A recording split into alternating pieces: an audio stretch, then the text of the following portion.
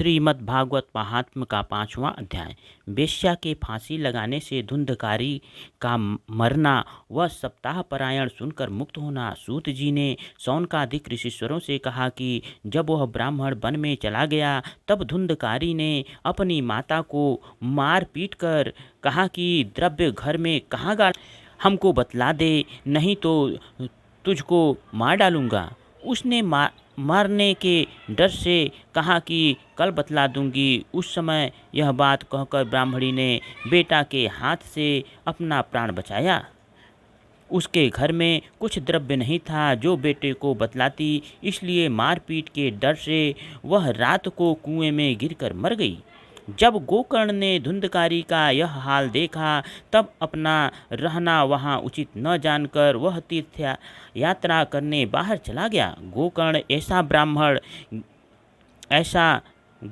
ऐसा महात्मा व ज्ञानी हुआ कि दुख व सुख, शत्रु व मित्र को एक साथ समझकर दिन रात्रि शिवाय भजन व स्मरण परमेश्वर के कुछ दूसरा उद्यम नहीं रखता था।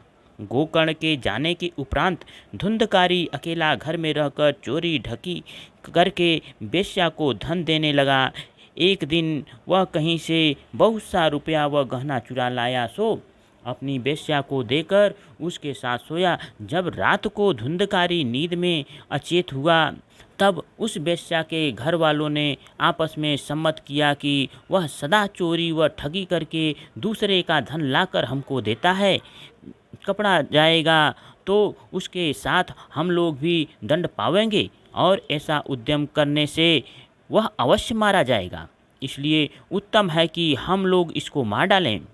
उन्होंने आपस में यह विचार करके धुंधकारी को फांसी लगाकर अपने घर में लटका दिया, किंतु फांसी लगाने से उसका प्राण नहीं निकला। तब जलती हुई लकड़ियों से उसका मुंह जलाकर मार डाला। वह घर के भीतर गड्ढा खोदकर उसे गाड़ दिया। जब उस वेश्या के पड़ोसियों ने पूछा कि धुंधकारी जो तुम्हारे घर पर आता था इन दिनों दिखलाई नहीं देता, तब उस वेश्या ने कहा कि कहीं रोजगार करने के वास्ते गया है। यह बात सच समझना कि वेश्या किसी की मित्र नहीं होती, पहले द्रव्य लेकर पीछे से प्राण मारती है। ऊपर से उनकी जिह्वा अमृत रूपी रहती है और पेट में विष भरा रहता है। द्रव्य लेने से काम रखकर किसी से प्रीति नहीं रखती। जब धुंधकारी इस तरह मरकर प्रेत हुआ, वह गर्मी, बरसात, भूख व प्यास, जाड़ा उसको बहुत सताने लगा। जब गोकर्ण ने कहीं तीर्थ में किसी से सुना कि तुम्हारा भाई धुंधकारी मर गया व उसकी क्रिया कुछ नहीं हुई, तब गोकर्ण ने गया जी में जाकर उसका श्राद्ध कर दिया। वह जिस तरह तीर्थ पर गोकर्ण का जाना होता वहाँ धुंधकारी का श्राद्ध कर देता। जब तीर्थ करने के उपरांत गोकर्ण अपने स्थान पर आनकर रात्रि में सो जाता तब उन्होंने धुंधकारी को प्रेत योनि में इस तरह देखा कि कभी वह हाथी, कभी बकरा, कभी भैंसा, कभी मनुष्य, कभी बड़ा सा रूप, छोटा रूप बन जाता था।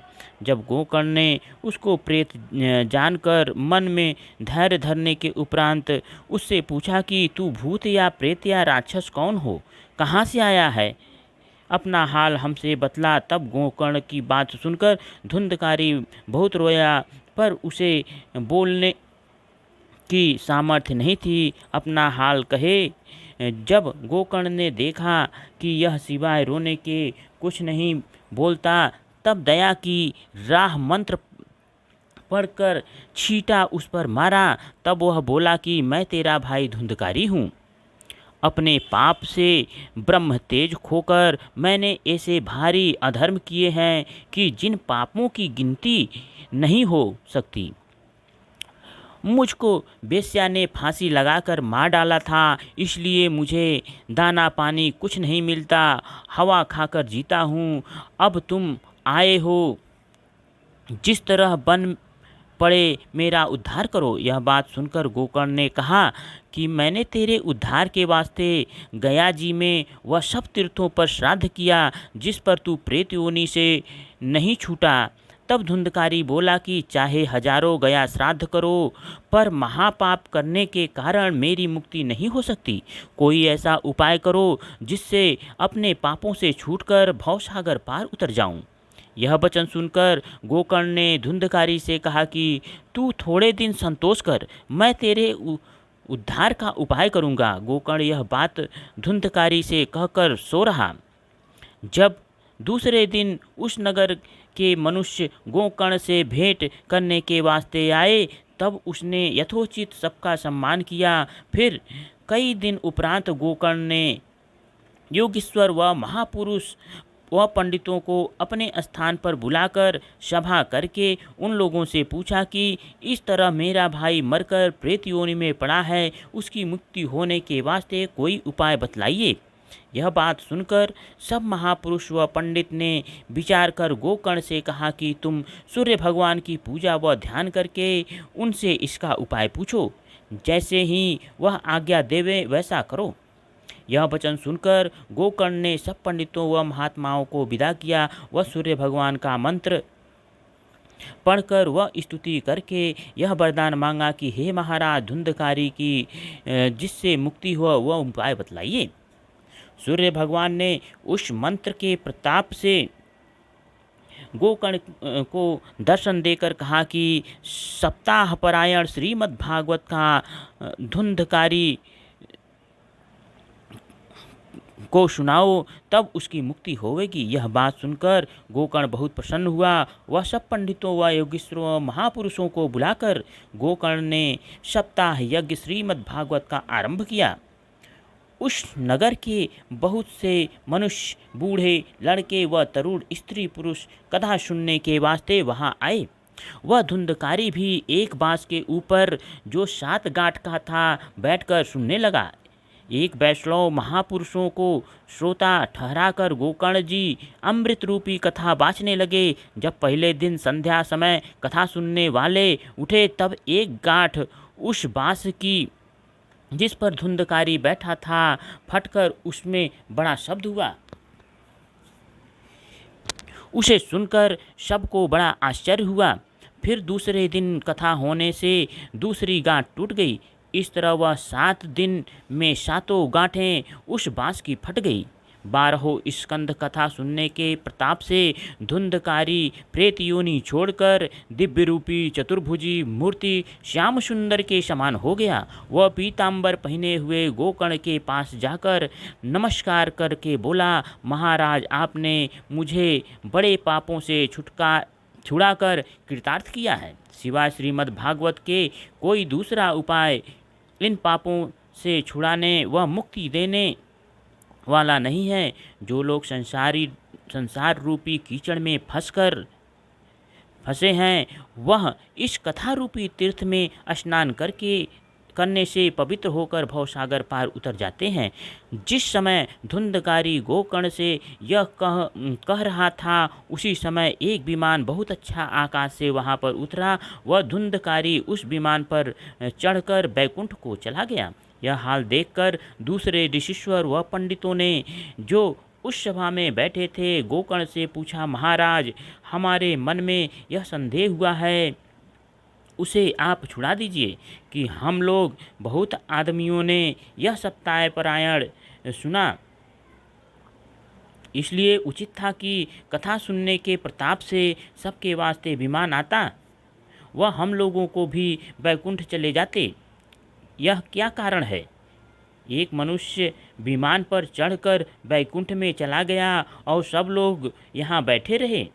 यह बात सुनकर गोकर्ण ने कहा कि कथा सुनने में इतना भेद है कि जो मनुष्य मन लगाकर कथा सुनते हैं उनको संपूर्ण फल प्राप्त होता है, और जो लोग कथा में बैठकर अपना चित्त स्त्री पुत्र के मोह में व संसारी कामों में लगाए रहते हैं उनको वैसा फल कथा सुनने का नहीं मिलता। एक चित्त होकर सुनने से मुक्ति मिलती है। यह वचन सुनते ही श्रोता लोग लज्जित होकर गोकर्ण से कहा कि महाराज, आप दया करके एक सप्ताह और सुनाइए, जिसमें तुम्हारी कृपा से हम लोग भी भवसागर पार उतर जावें। गोकर्ण ने उन लोगों के कल्याण के वास्ते श्रावण के महीने से दूसरा पारायण आरंभ किया। उस कथा को बहुत लोगों ने मन लगाकर सुना। तब बहुत विमान आकाश से आकर वहाँ उपस्थित हुए और सब श्रोता लोग गोकर्ण को धन्य धन्य कहकर बोले कि महाराज, तुम्हारी कृपा से हम लोग का उद्धार हुआ। कथा संपूर्ण होने के उपरांत श्री कृष्ण महाराज वैकुंठ से वहाँ पधारे व गोकर्ण को अपने पास विमान पर बैठाकर गोलोक में ले गए। सब श्रोता भी इसी तरह विमानों पर चढ़कर उसी तन से वैकुंठ को चले गए, जिस तरह सब अयोध्यावासी रामचंद्र जी के साथ संदेह वैकुंठ को गए थे। जिस स्थान पर सूर्य चंद्रमा पहुंच नहीं सकते, उस जगह संसारी मनुष्य इस भागवत कथा के प्रताप से पहुंच जाता है। जितना श्रीमद् भागवत सुनने और पढ़ने का महात्म्य वह पुण्य है, उतना फल यज्ञ तप व्रत व तीर्थ व दानादिक का नहीं होता। इसका महात्म्य सबसे अधिक समझना चाहिए। 5वां अध्याय समाप्त।